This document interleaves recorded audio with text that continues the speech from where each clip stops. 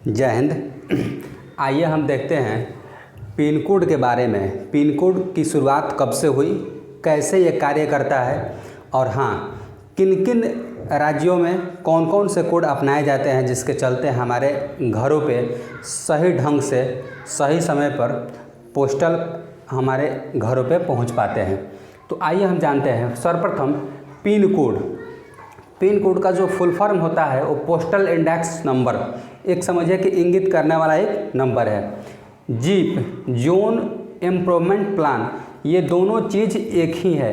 कहीं या तो आप पिन कोड का उपयोग करते हैं या जिप कोड का उपयोग करते हैं, दोनों बात एक ही है, कहीं से कोई दिक्कत इसमें नहीं है।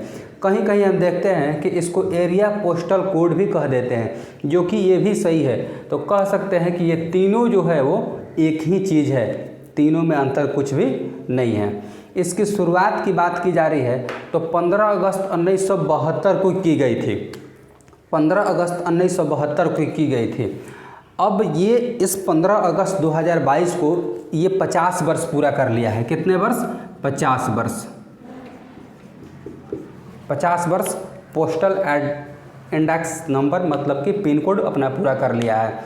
इसकी शुरुआत तो हो गई थी, लेकिन क्यों शुरुआत की गई थी? कारण ये था कि जो भी हमारे घरों पे जो स्पीड पोस्ट आते हैं, कार्ड आते हैं, कुछ भी आते हैं, तो वो उनको पहुंचाने में बड़ी दिक्कत होती थी। जैसे कि एक ही नाम के बहुत सारे गांव हो जाते थे, एक ही नाम के बहुत सारे प्रखंड हो जाते थे, ब्लॉक हो जाते थे, इस वजह से दिक्कत हो जाती थी। जैसे कि सिवान जिला में ही हरनाथपुर 2 गांव है, कन्हौली 2 गांव है, तो इन वजहों से इनका इस गांव में पहुंचना चाहिए, पहुंच जाता था उस गांव में, क्योंकि दोनों गांव एक ही है। इस तरीके से इसकी शुरुआत 15 अगस्त 1972 को और 50 वर्ष अभी पूरा हुआ 2022 में। क्षेत्र जो रीजन, इसको 8 क्षेत्रों में बांटा गया है, लेकिन आप हाल ही फिलहाल में अब इसको 9वां भी बना दिया गया है। अब आगे बताएंगे 9वां किस लिए बनाया गया है। खोज, इसकी खोज जो होगी थी श्रीराम भिखाजी बेलनाकर ने की थी। श्रीराम भिखाजी बेलनाकर ने की थी। इनकी मृत्यु 1999 में हो गई थी और ये संस्कृत के बहुत बड़े ज्ञाता थे। ये संस्कृत के बहुत बड़े ज्ञाता थे और इनको राष्ट्रपति के द्वारा पुरस्कार भी मिल चुका है। जो कोड होते हैं पिन कोड, वो 6 अंकों के होते हैं। जैसे कि देखिए यहाँ पे 841504 हुआ है ना, 841504, 6 अंक है ना, 1 2 3 4 5 6। इन 6 अंकों का भी कुछ मतलब होता है कि किन किन नंबरों से किन किन जगहों पर भेजा जाएगा, वो भी इसका मतलब आपको हम बताते हैं।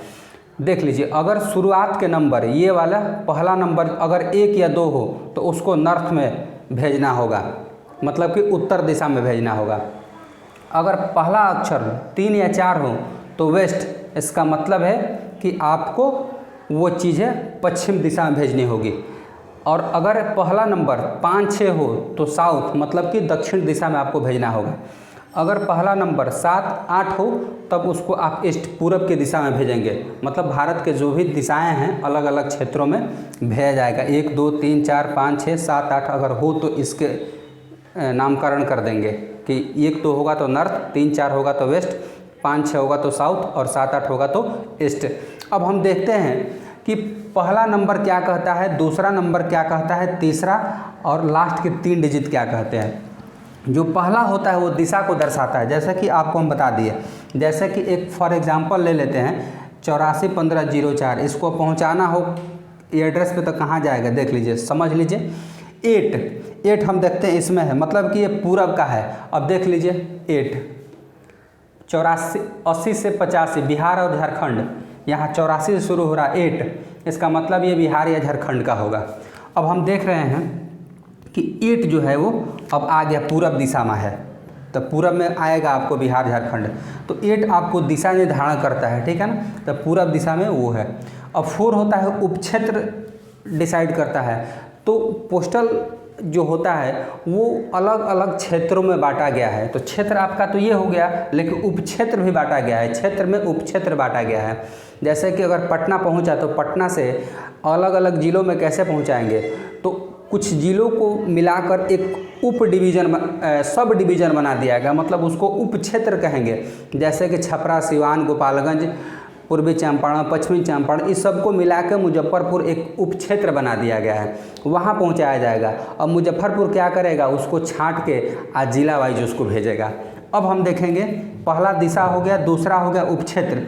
अब दिशा में आएगा मतलब पटना आया, पटना से अब आपको उप क्षेत्र में भेजेगा, अब सब डिवीज़न में भेजेगा। अब आया मुजफ्फरपुर। अब इन तीनों को मिला के 8, 4 और 1, इन तीनों को मिलाकर इन तीनों को जिला निर्धारण करता है। जिला निर्धारण कि किस जिले में भेजेंगे। अब उप क्षेत्र का काम है कि किस किस जिला में भेजेगा। अब मान के चले कि 8, 4, 1 मिला के आपका होता है कि सिवान जिला, ठीक है, ये सिवान जिला मिलाकर बनेगा।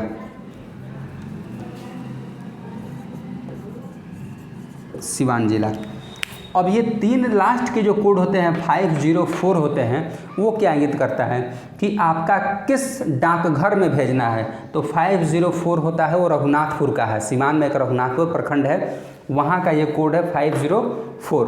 तब ये जिला पे जब आएगा तो क्या करेगा कि 504 रघुनाथपुर में भेज देगा। अगर यहीं 503 रहता तो फिर कहीं और का रहता, तो रघुनाथपुर में न होकर कहीं और भेजता। तो इस तरीके से काम करता है। अब देख लीजिए कि कुछ ऐसे कोड दिए रहते हैं जिससे पता चल जाता है कि वो कोड किस किस राज्यों में जाएगा। अगर 11 हो तो दिल्ली में जाएगा, 12-13 हो तो हरियाणा में, 14 से 15-16 हो तो पंजाब में, 17 हो तो हिमाचल प्रदेश में, 18 से 19 हो तो झारखंड में, जम्मू कश्मीर में, और 20 से 28 हो तो उत्तर प्रदेश और उत्तराखंड में। देखिए 20 से 28 ये दोनों राज्य बड़े, उत्तर प्रदेश बड़ा है और उत्तराखंड छोटा है, लेकिन दोनों को मिला के 20 से 28 रखा गया है। 30 से 34 राजस्थान, 36 से 39 गुजरात, 40 से 44 महाराष्ट्र, 45 से 49 MP मतलब मध्य प्रदेश और CG छत्तीसगढ़, 50 से 53 आंध्र प्रदेश, 56 से 59 कर्नाटक, 60 से 64 तमिलनाडु, 67 से 69 केरल और 70 से 74 बंगाल, 75 से 70 उड़ीसा, 78 असम और 79 नॉर्थ ईस्ट के जितने भी इलाके आ जाएंगे सब 89 में आ जाएंगे।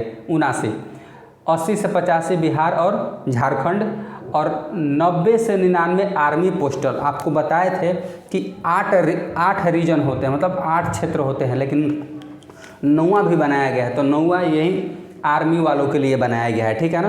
तो जो आर्मी वाले होते हैं उनको लिए विशेष संदेश भेजा जाता है, तो उनके लिए 90 और 99, 90 से 99, और उनमें भी अलग अलग क्षेत्रों में बांटा गया है। 90 से लेकर 91, 92, 93, 94, 95, 96, 97, 98, 99, कहाँ कहाँ कौन भेजा जाएगा उसमें भी अलग अलग बनाया गया है।